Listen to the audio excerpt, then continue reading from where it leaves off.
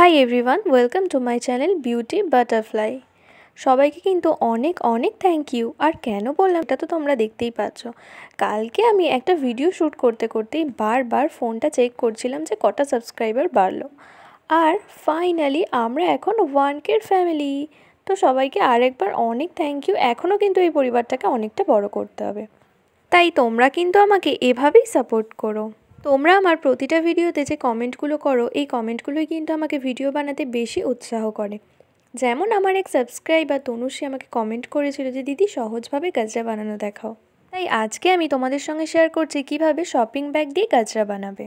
দেখো, অরিজিনাল ফুল দিয়ে যে গাজরাগুলো হয় সেগুলো তো সবসময় পাওয়া যায় না, তাই আর্টিফিশিয়ালভাবে এই গাজরাটা কিন্তু তোমরা সহজেই বানিয়ে ফেলতে পারবে।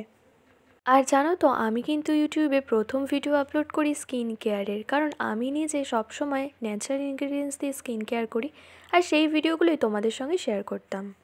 তাই স্কিন কেয়ার, হেয়ার কেয়ার নিয়ে আমার চ্যানেলে কিন্তু বেশ কয়েকটা বড় ভিডিও আর প্রথম দিকে শর্টস ভিডিও আপলোড করা রয়েছে। তার সঙ্গে এই ডিআইওয়াই জুয়েলারি বানানো বা ক্রাফটিংয়ের কাজ করতেও কিন্তু আমার বেশ ভালো লাগতো। তাই একদিন তোমাদের সঙ্গে আমি গাজরা বানিয়ে, মানে অরিজিনাল ফুল দিয়ে গাজরা বানিয়ে সেই ভিডিও শেয়ার করেছিলাম, আর সেই ভিডিওটায় তোমরা অনেকটা ভালোবাসা দিয়েছিলে।